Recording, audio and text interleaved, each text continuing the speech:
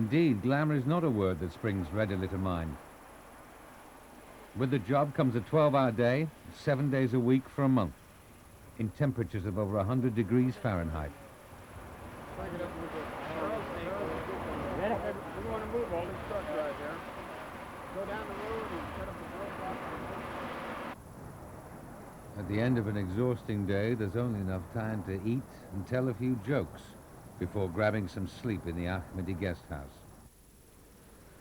In West Texas one time there was a small independent oil company that had a catastrophe like you see here on these individual wells, but they didn't have enough money to afford the well control teams that existed at the time, so they hired a small outfit for a low rate. The day they were supposed to show up, the company drilling foreman was up on the bluff watching that road across the desert for hours and hours and hours, and these guys were already 3 hours late. Finally, he stationed one of the other crew members up there. He says, I'm going to go try to call this guy, so you watch, and if you see him coming, you let me know. Well, about an hour went by, and his hand came running up there, and he said, I think they're coming. I see a dust cloud across the desert there. The company hand goes up. Sure enough, here comes this 18-foot stake bed truck. 100 people hanging out of there, all with a burlap bag, and they run up to that well and ran right into it. The truck crashed into the well. They all jumped out and beat out the fire with their burlap bags. When it was all over, the oil company representative handed this fellow the check. He said, what's the first thing you're going to do with all this money? He said, oh, I think we better fix the brakes on the truck.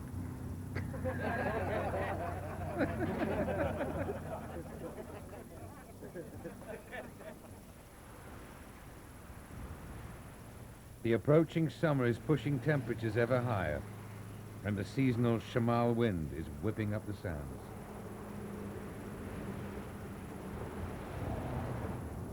Hot sandstorms are blowing off the desert at over 60 miles an hour, blotting out visibility and making work impossible.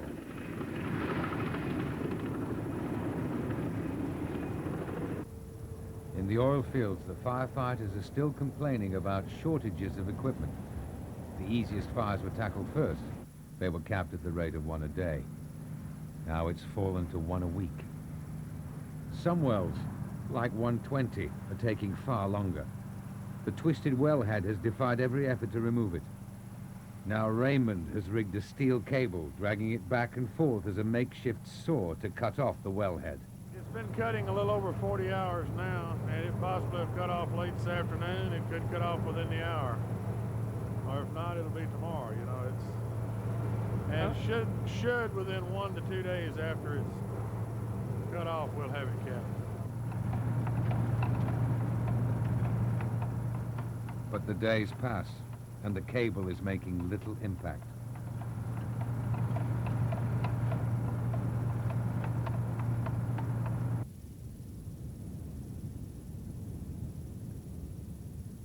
Elsewhere in the oil field, other wells are slowing down the firefighting effort. The well that Ace is working on now has a lot of ground fire, and that's time consuming. Putting out, there's probably the size of 6 or 8 football fields of ground fire there, and they have to extinguish that first, and that takes time.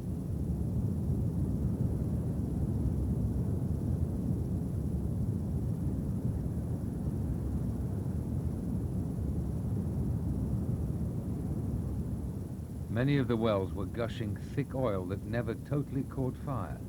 It spread over the sand, creating a thick layer of tar, burning fitfully and creating dense, choking clouds of smoke that obscured any sight of the burning well.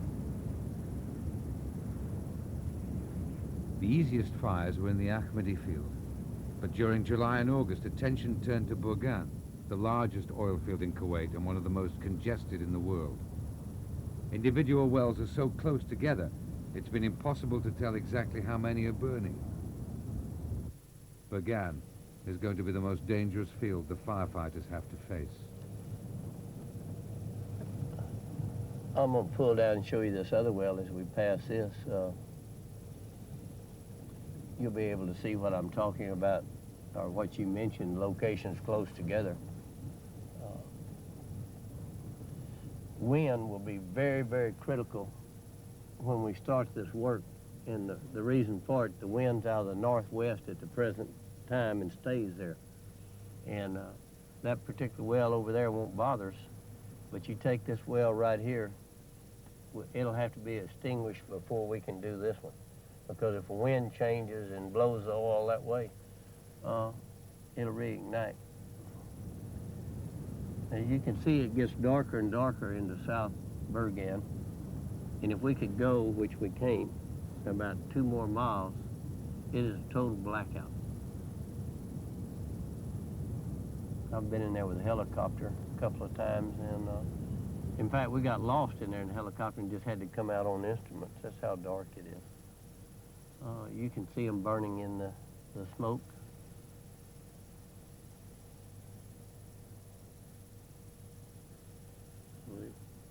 It's a mess. This country will never be the same down in this part of the area. It's, as far as I'm concerned, it'll be wrecked for years to come. You can see the problem we're going to have with some of these wells out in the lakes of oil. Now they're going to have to build roads to them, just like an island, to work on them. You can see we're going to come to the end of the road.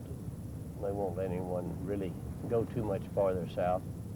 By the beginning of July, 170 wells have been capped, but no one knows how many were on fire to begin with, and how many are still ablaze. We've been told 600, then we've been told 500, we've been told 700. I don't think anyone really knows what, the number of wells. Yeah, somewhere now, somewhere between 450 and 550. And that, because we really don't know exactly how many there are, were originally. Well, the report we got yesterday was 732 wells on fire. There was, I think, 80 of them blowing out.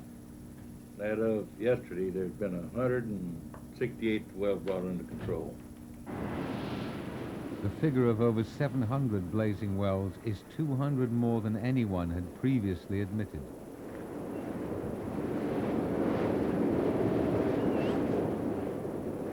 After 4 months of dangerous, painstaking work, hundreds of wells were still gushing fire and acrid smoke. And with vital equipment still inexplicably not arriving, many fires, it seemed, would be burning for months, even years. Assuming we get a reasonable increase in the amount of equipment we have to work with, we can be done in a year from now, or less perhaps. We don't have any more than we have right now. 2 years. Well 120 again, and yet another attempt by Raymond to tame the fire. This time, a large pipe is lowered over the flames. The idea is to funnel the gushing oil up the pipe like a chimney. If this works, the flame will be raised higher and water can be pumped into the base and the flames snuffed out.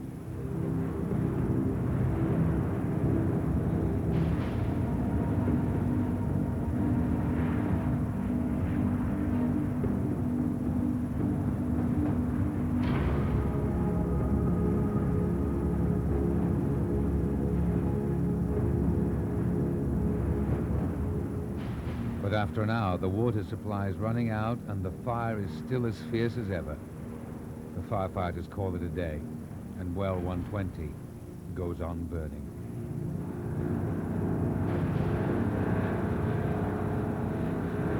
Just one more well. I was telling you earlier, it's kind of hard to get excited when you know you've got another 300 or 400 to go.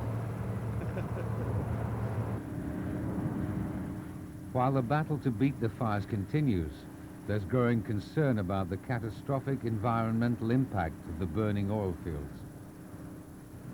William Riley, head of the U.S. Environmental Protection Agency, pays a lightning visit to Kuwait in the run-up to congressional hearings in Washington about the global repercussions of the fires. He stops off at well 120, together with what is left of Kuwait's foreign press. I'm here to get a sense for the President of the condition of the environment, the kinds of environmental needs that exist, what we, along with the rest of the world community, might be able to bring to the problem. Well, I've never seen anything like this before. I've certainly never seen it up close. The experience of walking down, feeling it rattle and shake from under you, the thunder building up as you get closer to it, and then the tremendous heat. I suppose we were 50 feet away from a well that I'm told is 2,300 degrees at the center. It's a kind of environmental history that's been made here. Not a good environmental history, but it's been made, and we're concerned to try to do what we can to help Kuwait, just as we helped win the war, help win the peace. The environment's a very important part of that. Early fears about disastrous effects on the monsoons and other global weather systems have so far proved exaggerated. But what if the fires refuse to die?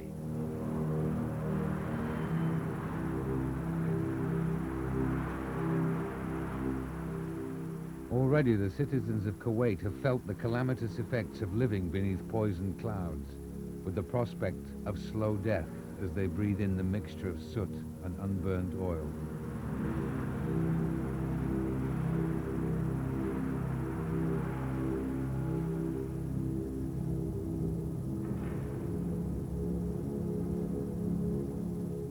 In August, scientists were making computer predictions on the expectation that the fires would burn for a year or even two.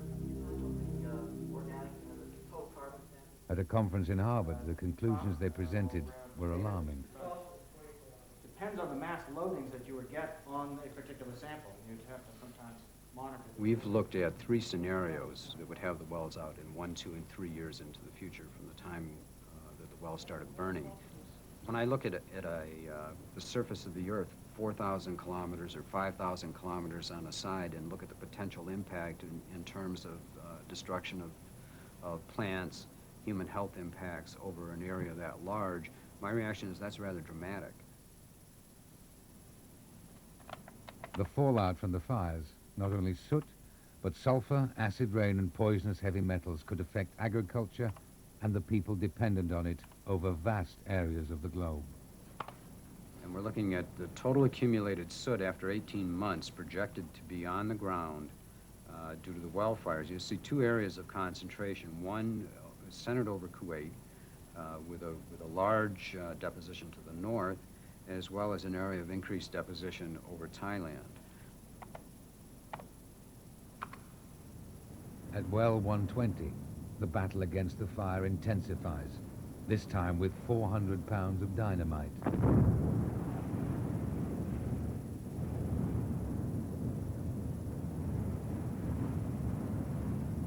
It fails.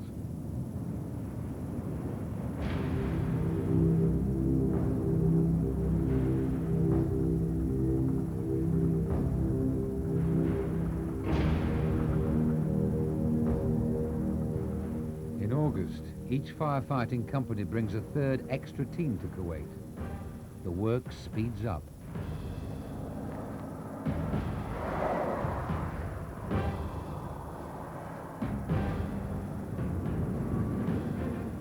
Also, after intervention by the Crown Prince, the haggling over commissions and agency fees in Kuwait is resolved. The long-delayed machinery and equipment floods into Kuwait. The number of wells capped rises to 6 a day as the fires give way under the onslaught of money and resources. We could see some progress being made at that time. You know, that we're getting things down more or less into a system. The support was a lot better. We were able to have water, which we didn't have initially. And everything started falling together. The transportation got better. The amount of equipment coming in got better, and just the logistics was just totally a new world.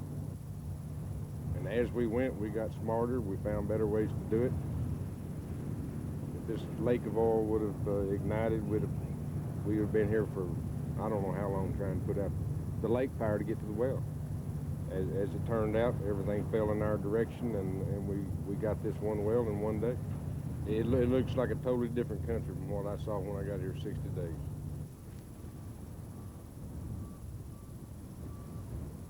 The impact is obvious.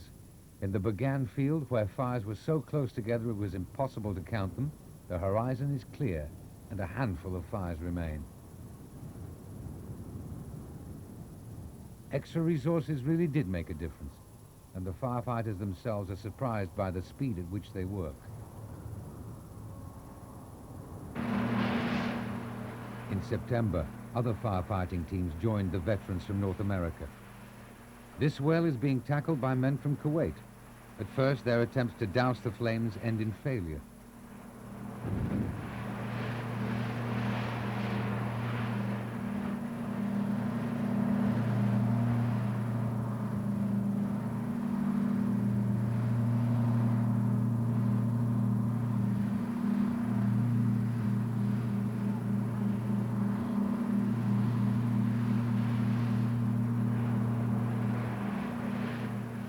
But then, at a second attempt, they succeed, and black oil flows instead of sheets of fire.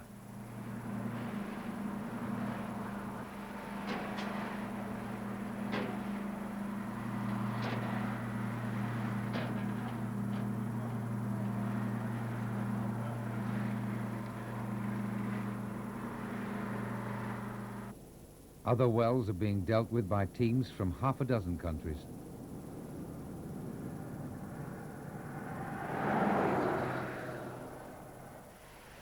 The Hungarian team attracts much media attention with its exotic Master Blaster, a bizarre contraption made from two jet engines mounted on an old tank chassis, blasting atomized water into the fire at 600 miles an hour.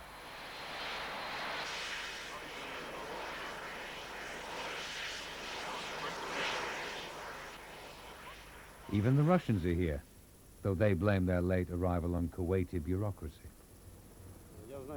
We were invited in May, but we only actually arrived here in September.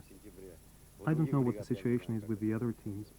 We felt that we should invite these countries, of course, which have the experience in the firefighting, and quickly they respond, and we negotiated quickly. Everything was so disorganized, and there was so much bureaucracy.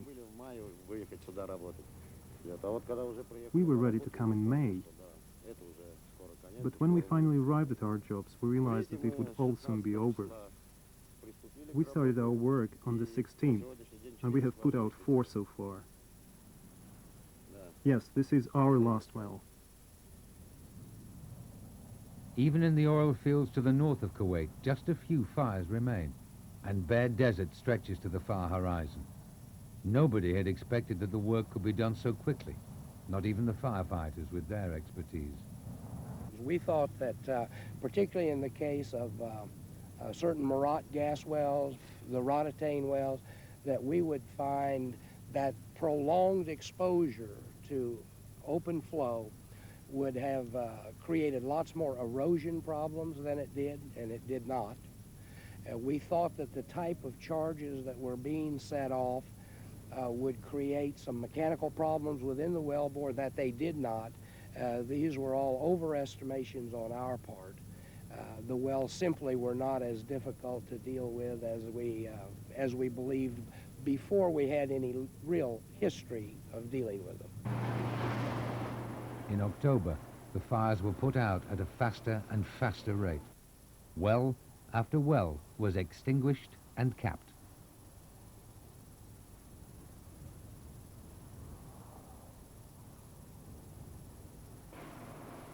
Even well 120 was tamed and the flow of oil controlled. An incredible effort has succeeded in doing a job that people originally had predicted would take years. It had taken just 8 months. Many had said that the only people who would benefit from this catastrophe were the firefighters, that they would take their time on a job they saw as a huge money spinner. At least in the case of wild well control, we at first proposed on a well-by-well basis, and it was rejected in favor of a daily rate framework, which in the end is what was negotiated with each of these companies. And as far as wild well is concerned, we would have just as soon had it on a well-by-well basis. I think it shows the astute powers of the Kuwaitis to have decided on a daily rate. The Hellfires of Kuwait were the biggest challenge ever posed to firefighters of the oil industry. There were times when some thought they would fail and the fires would burn forever. But the fires were put out. And now, for the men who did it, there are mixed emotions as the work comes to an end. Everyone here is a bit tired, ready to go, ready to see the project end on the one hand, and on the other hand, have some reservations about it. And certainly some among us, if we could just keep it going, would do so. I have no doubt about it. Why is that? I suppose it's like the baker or the chef. If it's what you do and you like to do it and you hate to see the project end. It's been a tremendous project, one that we'll never see again in our life. And we've enjoyed it for the most part. And like I say, all of our guys have gone through, you know, scot-free with no injuries, and which is really important. Oh, yes, absolutely. There's not a well over here worth one man's life. But that's the bottom dollar.